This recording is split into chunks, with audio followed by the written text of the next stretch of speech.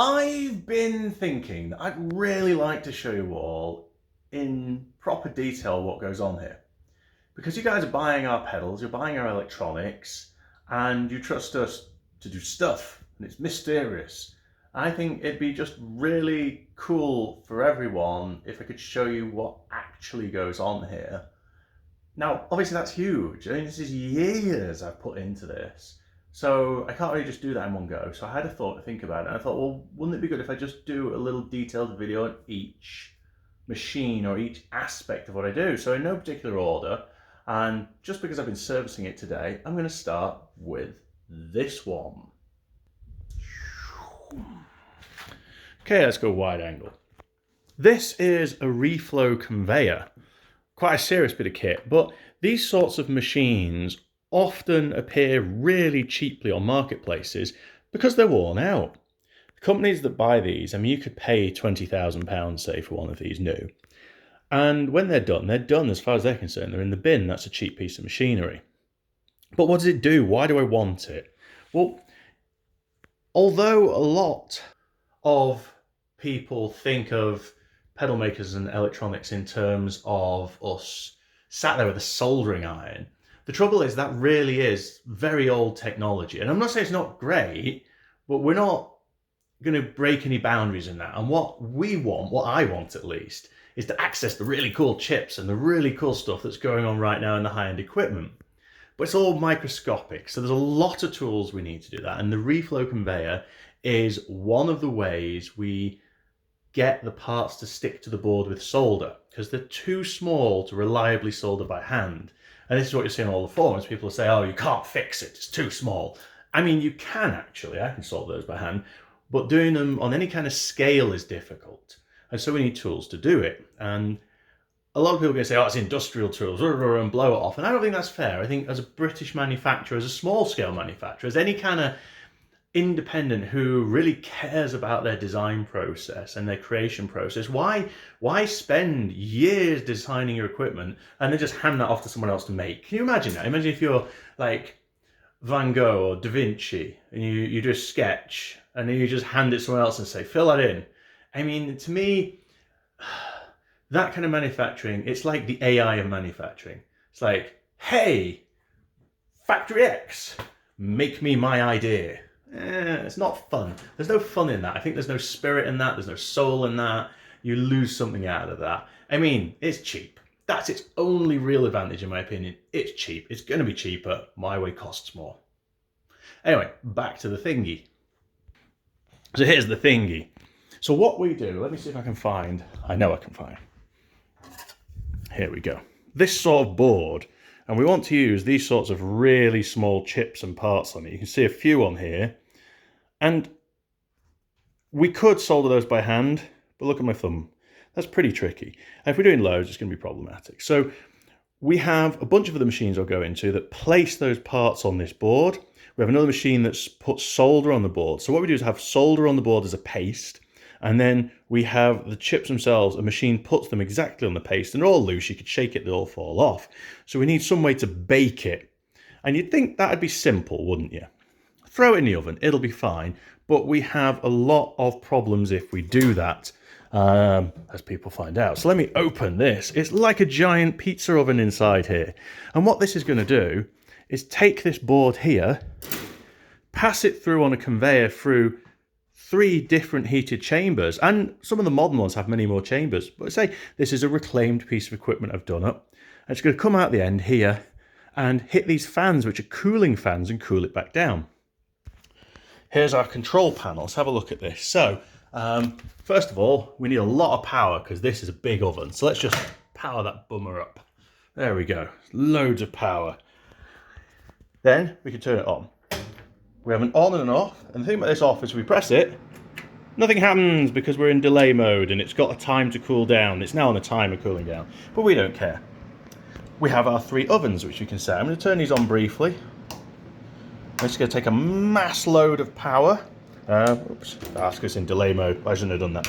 So what I'll do, let's see if we can just reset this. Cheeky, shouldn't do this. Very, very bad of me. There we go. turn our 3 ovens on, because it was on cool down mode because I already hit off. So I've just reset it in a really naughty way because I know it's cold. And we can see it saying it's 18 degrees, 16 and 16 at the moment. It's the temperature in the room. And these are aiming at 190, 210, 270, and they're currently heating up. They're on. So I'm going to turn those off because I want to open this. Over here, we have our conveyor. And if we turn this on, once it settles, it always gets a bit crazy. It'll give us a speed, and you can see here it's moving. Okay, let's turn it off.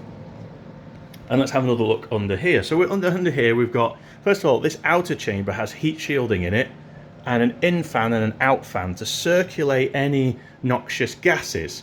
But we don't really want to circulate air through the heat chambers.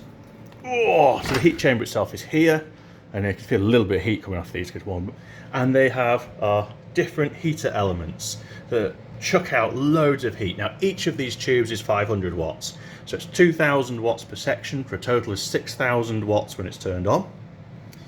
Under here, and I've just renewed this, which is why it's so shiny, is some aluminium that's designed to reflect the heat back up and try and contain it as much as possible. We have heat sealing strips on either side, so we're minimizing the gap when our board goes under. So we don't really want to lose the heat. And again, there's no airflow deliberately under this. We've minimized airflow. The hood is going to capture any errant toxic fumes, but mostly we want the air to just build up temperature. Now why? Why do we want these 3 sections? What is the advantage of having all this in this way? Why can't we just whack an oven up to 300 degrees and stick it in? No. Problem number 1. If you heat this board too fast, it's going to flex. It's actually going to change shape because different bits are going to be hot and it's going to expand a little, and one side's going to be hotter than the other, so it's going to go into a U shape, which is really bad because as soon as it cools down, you're going to get fractures in all these solder joints. Thermal shock to some degree. If you heat it up too fast, you're going to have problems with parts don't like their transition. If you heat it up too slowly, going all the way up, then you have other problems as the paste dries out. So we really have these different stages, and the first stage is what we call preheating. So as it passes through chamber 1, it's going to preheat the board. We're going to get it up to a temperature where the solder's not melting, the flux is not activated, and nothing's actually happening, nothing's dangerous. But we're just before the interesting stuff happens. And so it's going to soak, and we're going to preheat it in that soak. And as it moves into the next chamber, which is a little bit hotter, that's going to activate our flux. So I said there's solder paste in this. So this paste is a mix of flux and tiny, tiny microscopic solder balls. And it's going to activate that flux. So when the flux is activated, it's going to effectively clean the surface. It's going to clean everything. It's going to get rid of all the oxides. It's going to prepare the solder to take. And that's going to gently cook as it goes through there. And as it hits the final temperature chamber, that's going to spike the temperature right up, as quickly as we can really at this point, take it from quite hot to very hot, and it's going to dissolve the solder. And as soon as the solder's dissolved, we want to try and time that just right. It's going to come out and start cooling back down again at a controlled rate, because in the same way we don't want to heat it up too quick, we don't want to cool it down too quick, we want just the right amount of heating and cooling to keep the board level. So how complicated and cool is that? Now, you can buy some all-in-one ovens online now, which is really cool. For home use, they're pretty cool. And what they have is just a controller and some heating elements. Problem with them is they can't really heat fast enough, so your flux can dry out, or your solder doesn't hit transition point fast enough. So you can have some issues with them. Whereas, of course, with this, because you're going from one chamber to another, you're suddenly going from, say, whatever, 210 degrees to 240 degrees, bim bam, instant. Because the temperature, pretty much instant temperature. So that's pretty cool. So that's that. Let me spin around and have a look. So that's a really cool piece of reclaimed equipment I've done up. The heating tubes were replaced, which took a lot of hunting down to find the right ones. The aluminium foil's been replaced. I've had to have a new wire fitted on it, obviously, and safety and all the rest of it. And I'm looking at getting some of these replaced as well. Like this controller here actually shows the wrong speed. I know it's out by 50%, so I just compensate. But wouldn't it be nice if that was right? And I think in many ways these are the artist's tool brushes of a modern engineer.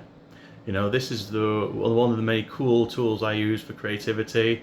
because I have access to make this stuff. And as everyone knows by this point, I'm a massive fan of you doing your own manufacturing in-house, or at least working closely with someone who's nearby, who you can speak to. And it's not, to be very clear about this, this is not a big patriotic thing or anything. I'm a big fan of globalization. I'm a big fan of interacting with people in other countries. It's more about putting the passion into what you're making. It's about having control over your creations and being involved in the process, so you're not making a faceless item. We have enough of that. You know, I think I'd rather just have one really cool item made by a person that I know, who's got my ethics and values, who I know has put their heart and soul into it, because life is short, and we all know we don't need any more trash in our lives. We've got plenty. So there you go. So that's one machine. This is the Reflow Conveyor, which I'm very, very proud of. I hope that's been interesting. I shall look at other machines, and yeah, it should have a vent on top. I've obviously taken that off so I can open the lid properly, just like I bent the warning sign down so it didn't jam. But yeah, so that's one machine, and I'm going to look at all the other different machines in coming weeks in these relatively long videos, so hopefully that's interesting for you all. See you soon.